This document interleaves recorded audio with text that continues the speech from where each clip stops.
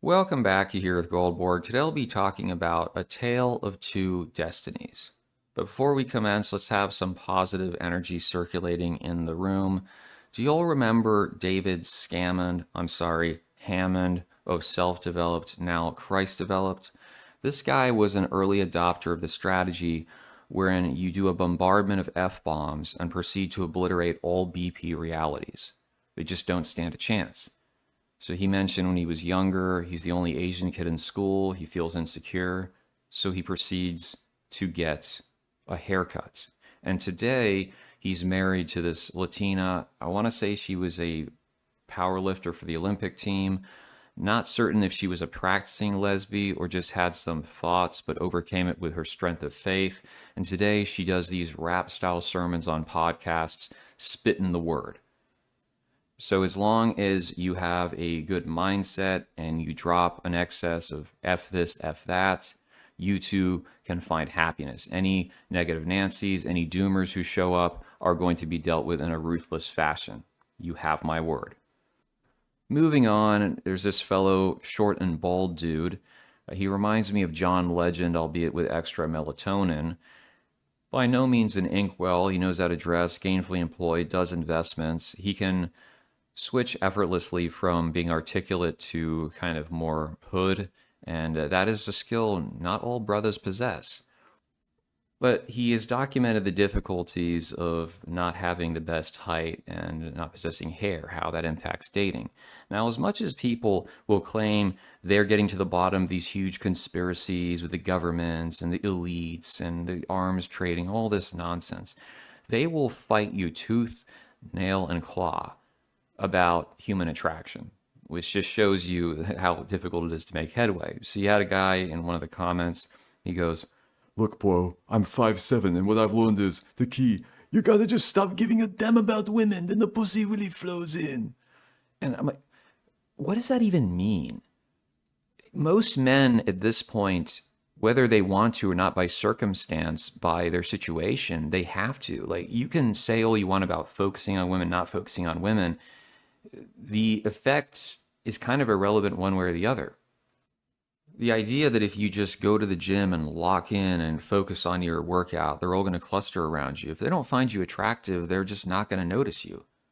Oh, because I wasn't focusing on all the painted on spandex jiggling. Well, guess what, dude? That doesn't matter. If they don't like you, it's completely immaterial. You're in a grocery store and she's trying to make eye contact, but you maintain frame and fixate on the oranges. You really wonder where these individuals come from. There was another guy, he says he's 5'3", and I've never had problems with women. what does that mean? You've never had a woman flake on you, ghost you, cheat on you, waste your time, mock you. It's all just been a blue milk run, smooth sailing, I suppose. And then later on in the same comment, he goes, You gotta focus on the Lord. once more, religion may help you as a person, but religion is not a surefire way to attain a woman. Yeah, plenty of these guys go to churches where the age demographics are terrible, so they might be very trad and devout, but it's not helping them find someone to marry. So once more, we have this weird dynamic where people want to keep telling you to go on a goose chase, but they know that it's probably not going to lead to anything serious, but at least it occupies you. Like, get out of my sight, you worm. And let's run through some more little things from Twitter briefly. I don't want to exhaust anyone to get off track. Here was a tradcath. He left his wife of 9 years to be with an Asian. I mean, what is it with you cream cheese guys and Asians, and not even Asian women anymore? This is an Asian guy. I guess he was that much more traditional, feminine, conservative. I mean, I'm going to ask the audience, what is your take on it? Well, so before I even get into this one, there was a girl on Twitter. She says, people talk about cold approaching and they mention dating apps, but what happened to just meeting women through your social circle? And yeah, okay, get it. That's the appropriate way to do it. But remember, what happened in the last 20 years was this fixation on putting resources towards women getting degrees, getting jobs. A lot of men, especially if they were listening to conservative types the last 10 years, it was you need to not go to school, you need to get a trade or go into the STEM fields where there are less women in general. And if you as a man have not met someone by the time you leave college, it becomes much more difficult, period. But they're saying, tell these guys to go into fields that put them at a distance from women and then complain that they're not meeting women through social circle. Well, you could have a bunch of friends who you hang out with, but if they're in the same boat, they're like gooners, that type of thing, it doesn't change your relative situation. Most of the young marriages I've seen lately, people I know, they met like when they were in middle school, they met in a particular religious house. So the idea that, oh, it's just tap into your social circle. Plus, if your social circle, let's say you meet a girl, but her friends are all doing the kind of, taking my time, not settling down, they're going to infect her mind. This always the girl chat will do it. So that's the problem. You have this, people are living in like parallel universes. They don't get it. They think it's just about men not wanting to make the effort, but a lot of this stuff, it's already set in stone by the time you graduate college, whether it's going to be successful or not. And this is the reason why so many people have to rely on the dating apps or cold approaching, as ineffective as they might seem. There was another guy, he says, oh, I worked for FedEx for 3 years, spam approached women, and then finally met my wife, and I've been with her for a decade. I'm like, well, okay, so you went through this humiliation ritual for 3 years, and you were able to find one. So this is just a numbers game. It's not a flex. It's not anything about your skill. And it was 10 years ago. So it's another dynamic because you have a lot of some of these millennials that, I guess, older millennials that got married, in like the mid 2010s and were probably dating well before that. And they're like, oh, see, this means that our generation is stronger when it comes to marital unions. You have to start breaking it down. You have to start looking at like how many people are not getting married, how many people are cohabiting or have kids out of wedlock, this kind of thing. I don't think there's a willingness on the part of these tradcons to see things as they are. Something dark most men and zero women will never want to admit is that you beating another man in a furiously dominant fashion will forever enslave your woman on you, a spiritual domain not attainable to 99.99% of people. Yeah, I doubt this guy has actually beaten up another individual. He's just saying it because he wants to sound like a tough dude. Now, you scroll down here, he's trying to sell his courses on soul snatching. What is this, Dementor maxing? And here, Candier says Brad Pitt banged Mike Tyson's wife. And this very masculine, in control of his emotions, red pillar. Low IQ means you use an extreme example to debunk me. You're using an extreme example. Beating the crap out of another man by today's standards is not normal. That's not something that you have to kind of go looking for that unless it's thrust upon you, which, to be fair, this guy he sounds like he might go to one of those LGBT fight clubs. But again, where are you going to find a guy to beat up? In a bar? Yeah, if you want to get like a prison record, you want to end up potentially being killed because everyone thinks that, remember Mike Tyson, you think you have a plan.